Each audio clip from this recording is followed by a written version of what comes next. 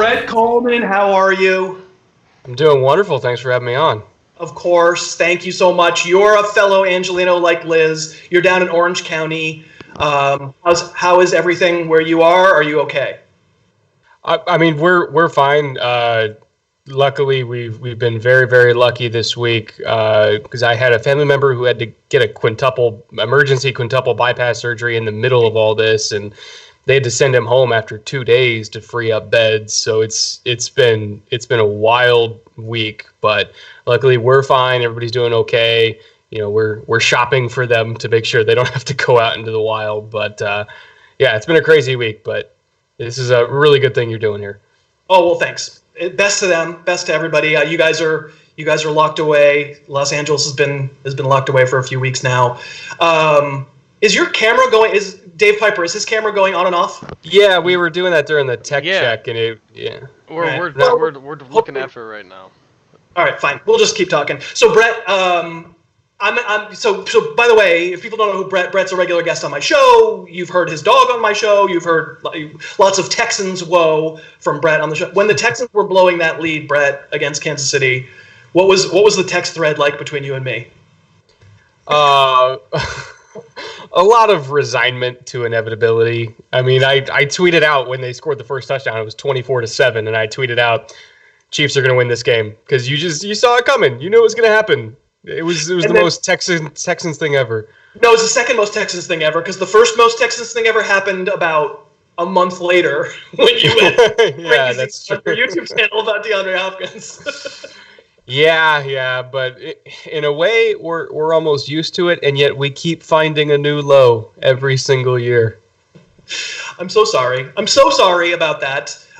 We've talked already a little bit about the pro ramifications of that trade earlier in the show. So if you know Brett from the show, you also know that he's got a really popular YouTube channel. It's called The Film Room, and frankly, Dave Piper, Dave Hewitt, and myself take our cue from Brett's channel. Like, he's made a living out of breaking down film. He does such a great job of it. So the YouTube channel that you're watching right now is like the little cousin to Brett's great big cousin YouTube channel, and you've been breaking down film on these rookie prospects. And I thought, that's a pretty great idea to have you come on and educate me a little bit because I need it on these on the guys who are about to be drafted at the end of the month. And you've picked out 5 guys for us to talk about. And I think what's hilarious is I've now watched the video on our first guy, and I'm pretty sure you think he's already in the Hall of Fame.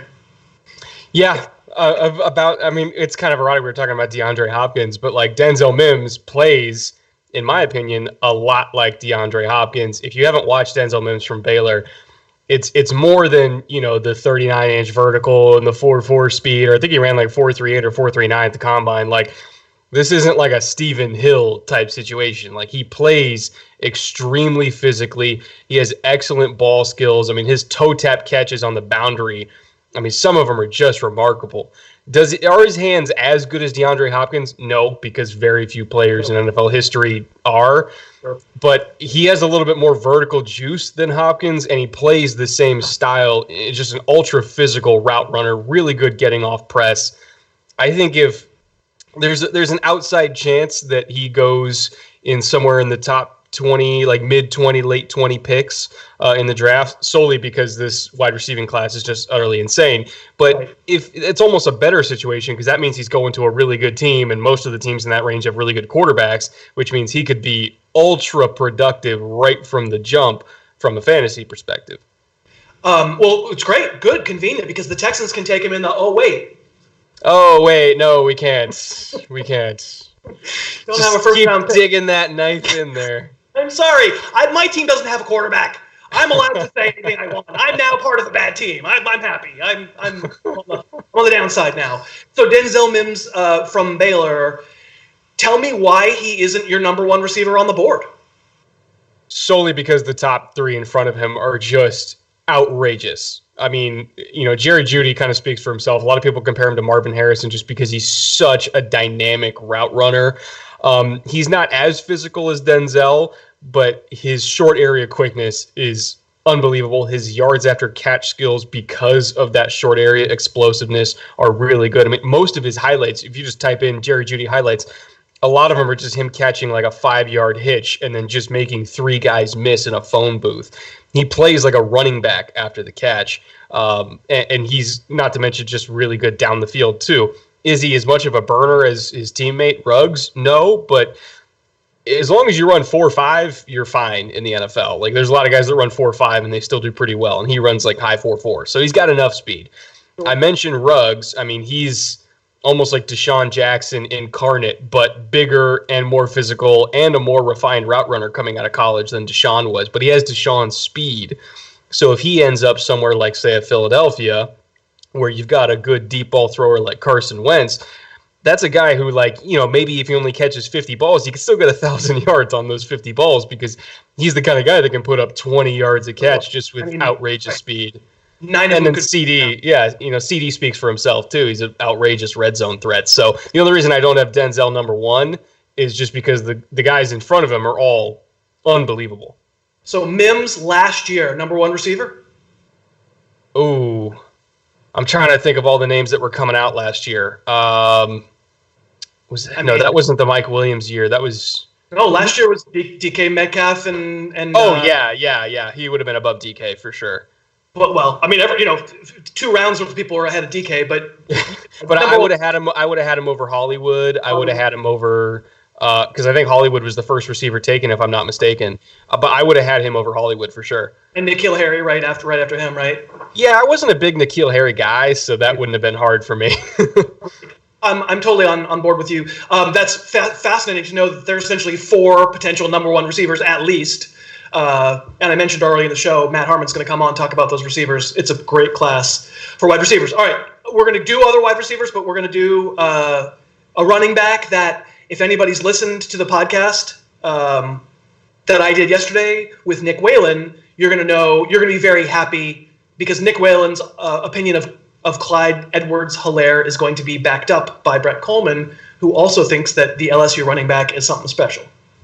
Yeah, his footwork is just remarkable. I mean, he's only 5'7", 207. He ran a 4.6 flat 40, but he has a 40-inch vertical, and it shows when he carries the ball. I mean, he is so laterally explosive. His jump cuts remind me a lot of Devontae Freeman, where he could just start instantly. It's really, really special stuff. And you're going to be able to get him outside of the first round. Most people think there's only going to be 1 first-round running back this year, and that's DeAndre Swift. You're going to be able to get Clyde Edwards-Helaire later than that, and I think he could be even more productive, especially because he's a dynamic receiving threat. He's a really good route runner. He's got excellent hands. He's physical after the catch. I mean, he doesn't just kind of catch flat routes and run out of bounds. Like, he looks for work after the catch. In terms of comparisons, I threw out Devontae Freeman, but he's almost like a supercharged version of Austin Eckler. And you and I both love Austin Eckler. So. Yeah, literally what I was about to ask you, because I asked Waylon the same thing. Like, that's an easy comparison, but when I watch, I mean, again, I hate being the one who talks bad about Austin Eckler. He's a self-made man. He was never supposed to be anything in the NFL. It's awesome. I'm pro Austin Eckler, just not as a first-round fantasy pick. For me, running the ball between the tackles, there's no comparison. No, I would say Edwards-Helaire is better between the tackles. I mean, he played the Mark Ingram role and the Alvin Kamara role in that offense, and LSU ran the actual Saints offense, and Edwards-Helaire never came off the field. This wasn't like he's our third down back or he's an early down back. He was the every down back. He did everything for them. Again, I mean, he's like just a little ball of butcher knives in between the tackles, like you said. He's got a real stocky frame. He holds up to contact well. He does everything. You love Devin Singletary like he's your own child. Yes. Yes, I do. And maybe that would be the comparison? In terms of contact balance, stature, yeah, I can 100% see that. I think he's more shifty than Singletary, but he still has that contact balance. Yeah. So I think he's an easy second-round pick all day long and a highly productive one at that. It's interesting to me that you think you're positive that Swift goes and Taylor doesn't in the first round, Jonathan Taylor. I think when it comes to the NFL, mileage matters. They don't unless you have like absolutely special traits, like a Saquon Barkley, where even though he was starting since his true freshman season, you just can't deny the athleticism. Unless you have those kind of generational traits, a running back with as much mileage on him as Jonathan Taylor, typically NFL teams will steer away from. I think he can, for the first 4 years of his deal, a rookie contract, he's going to be great. But after that, I think he's the one. I think he should go number one. I think he's great. All right. We've had a lot of fluffing to do with these prospects, but I asked you to give me one negative, and I don't think you don't hate this receiver, but you just think he's overrated. And actually, it's probably not that outrageous of an opinion because he didn't do well at the combine and turned out needed core muscle surgery. It's Laviska Shenault from Colorado. Talk about him. Really, really athletic guy. I think the combine time is a little bit misleading because, again, he was running with that core muscle injury, which I assume was a sports hernia because usually that's what they mean when they're talking about that. So I don't really believe the 4.6 that he ran. He's really more of like a 4.4 guy. But skill set wise, he reminds me a lot of Cordarrelle Patterson, both in the good ways and the bad ways. Are there good ways? I mean, in the sense of like if you treat him as a special teamer and like a scat back and like the occasional downfield threat, sure, but like he's not nearly developed enough as a route runner for me to consider him one of like the top 6 or 7 receivers in this class. Like a lot of people have him. There's so many guys that also bring athleticism to the table that are just better technicians and really they know what the hell they're doing. Like say a Denzel Mims or a T. Higgins, and I would much rather have them than Laviska Shenault because I feel like it's an easier projection to the next level.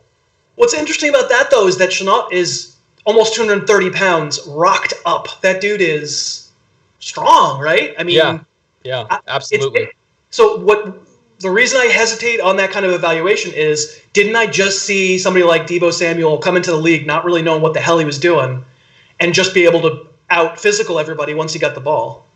I think Deebo was further along in his development as a receiver than Laviska was. He just happened, Kyle Shanahan also just happened to tap into his kind of running back skill set too along the way. But I remember Deebo down at the Senior Bowl in the one-on-one periods. I mean, he was roasting DBs down there. So I think it was within Deebo all along, but within Laviska, I think he would still have another year to go before I think he gets to where Deebo was when he was coming out of South Carolina. All right. I'm interested to see if that's the consensus. He's certainly an easy guy to pick on right now because of the surgery. All right, Cam Akers. We had another one who we had a video of on the Harris Football Channel. I'm left a little cold by Cam Akers, but you're not. You love him. He's got tremendous feet. Very versatile. He can catch out of the backfield. He can pass protect. He's more explosive than Clyde Edwards-Helaire, even if the vision isn't quite the same, but he still brings a lot of the same quickness and explosiveness. You can run literally any playbook with him because he was a former high school quarterback when he was coming out. And then he transitioned to running back at Florida State, but he was a 5-star quarterback prospect, a dual threat quarterback that just transitioned to running back. And so if you want to do kind of, that Patriots-esque double pass stuff with him, you can kind of get a little cheeky with it too. But he does everything, absolutely everything. And I think, unfortunately for him, the Florida State offensive line, ever since he stepped on campus, has been absolutely garbage. I think if you put him behind the line that, say, was paving the way for DeAndre Swift, I think there's a decent chance he could have outproduced DeAndre Swift. Just because I think he has the same kind of one-cut ability as Swift, but he's got a little bit more juice vertically. I think he's a better pass protector. I think you could probably do a little bit more with him as a receiver. And this is not saying I don't like DeAndre Swift. I do. But I think Cam Akers athletically is just really special. Yes, I agree. We talked about him at length with Nick on the podcast yesterday, and Nick is kind of on my side of the fence where a lot of the polish, a lot of the refinement isn't there, where you need him to wait and press the hole and then bounce to the outside. He just goes, right? He just runs. Yeah. That could be coaching, though. That might be something that an NFL team would be able to get him to do, be more patient. He also takes a crap ton of big hits. I got to say, that guy yeah, he doesn't go down early. But also just takes weird angles, and he's so fast, but linebackers covered him too well, like in pass patterns and stuff. I don't know. You texted me when we were figuring about this. You were like, "You're gonna love Cam Akers," and I was like, "Buddy, I got bad news for you." But I'm not trying to say I think he's bad or anything like that. He just doesn't pop out as one of my favorites.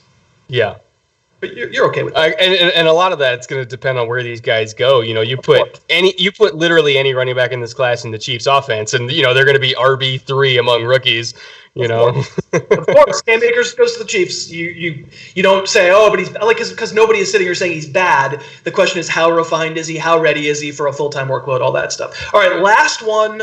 You're going to go little receiver in a draft where, I mean, Ruggs isn't big, and I guess Judy isn't giant, but there's a lot of giants among the 30 receivers who are. There's a lot of 6'3", 6'4" guys, but KJ Hamler not one of them. In terms of just pure gas, there's two guys in this class, and it's Ruggs and KJ Hamler that, I mean, truly can devastate defenses with their speed. I mentioned Deshaun Jackson earlier. KJ Hamler has Deshaun Jackson's speed, but he also has Deshaun Jackson's frame. Ruggs is bigger than D-Jax, but still has that speed. Hamler is, $175 or something, $180 maybe. So he's probably only going to be a slot receiver. But I really like him in certain offenses that run vertical concepts with their slot receivers, like, say, Kansas City, where they're not afraid to run slot fades. They're not afraid to, run all-go special in 40 different ways throughout the game and just kind of use motions and window dressing to get into that same concept over and over. Because at the end of the day, a lot of slot corners around the league can't run 4-2, and a lot of safeties that might end up covering him in, like, say, quarters coverage cannot run 4-2. So if you get him matched up in a one-on-one, guess what? That's a touchdown. So will he catch a lot of balls? Probably not. But every single time he does catch the ball, it's going to go for a big one. I mean, so here's what I'll say. And I haven't gotten to the point where I've looked at his film, so I don't know. I'm talking out of turn. I'm talking about just speed demon, small guy. Do you worry about John Ross? Do you worry about Tavon Austin? Not necessarily, because he's a more refined route runner and he has better hands than Tavon when Tavon was coming out. I wasn't really big on Austin. Like, that year, I'll toot my own horn, I had DeAndre Hopkins as my top receiver by a wide margin. That was the Cordero Patterson year, the Tavon Austin year, and I can't remember who else went ahead of D-Hop, but D-Hop was my guy.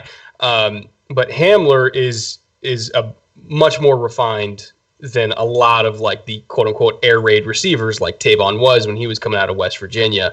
And his hands are really, really good. There's a return, I think it was against Idaho, where, I mean, they squibbed it to him and it's taken a weird bounce and he's over the shoulder and he just plucks it out of the air. And, I mean, he's got really, really good ball skills, even on hard-to-catch balls. So, again, the main thing is you don't want him playing outside because he's so small. A lot of bigger corners will beat him up. But if you put him in the slot, and you just almost like design concepts where you can almost force defenses to give you one-on-ones with him, he's going to break defenses. He won't catch a lot of balls, but every single time he does catch one, it's going to be a big play. And what I was going to say actually when you're talking about Deshaun Jackson is, like, I get that the NFL is different from when Deshaun Jackson came in the league, that sometimes those little fast guys are more slot guys now, but Deshaun Jackson made a mighty fine living at that frame playing on the outside. Yeah. You could argue 10 years ago and it was a different league, but I actually don't see a reason why if John Ross had worked out, like, you tactfully avoided the John Ross portion of the conversation. Well, Ross, I think, was a good prospect coming out of Washington, but the main problem, which has kind of followed, or at least followed him the first couple of years, was injuries. I mean, he had soft tissue injuries all the time at Washington, and that carried over, unfortunately, to his rookie year with the Bengals, where he famously caught no passes. Right. So I think Ross's tape at Washington was actually really, really good, and I hope that if they're drafting, Joe Burrow and they keep him around, that he can kind of turn into something now that he has a really good quarterback with him. Because I think there is still something there with John Ross that I hope injuries haven't ruined. But obviously, yeah, you're correct. Pure speed demons have busted before. That's right. All right, well, Brett, we're sorry. We're not sure technically what happened with the webcam there. Sorry for people. It's a little strobe effect, but the content was phenomenally good. And personally, knowing you as a friend, like in real life, I know how handsome you are, and so whether light or dark in this room that you're in, it seems to be going back and forth between light and dark. You're still one hell of a good-looking fella, and I appreciate you very much for doing this. I'm going to have you on the show soon. I'm not actually sure when exactly, but we'll have you on the podcast soon. Okay? Absolutely, looking forward to it. And plus, you started a podcast, didn't you? I did. It's called the Bootleg Football Podcast, which is my excuse to drink whiskey for an hour and a half and talk about football. So am I going to be a guest on that? Absolutely, especially during fantasy season, because I am going to be way behind on my rankings, and I'm going to need to rely on you a lot. All right, cool. So be well, my friend. Thank you so much for doing this, and get a new webcam. Thank you, sir. All right, see you. Bye. Thanks so much for watching. Please, please, please smash that like button, write a comment, tell us who else you'd like to see us review film on, and of course, best of all, please subscribe to our channel and then click that little bell above the subscribe button and you'll be notified whenever we post a new video.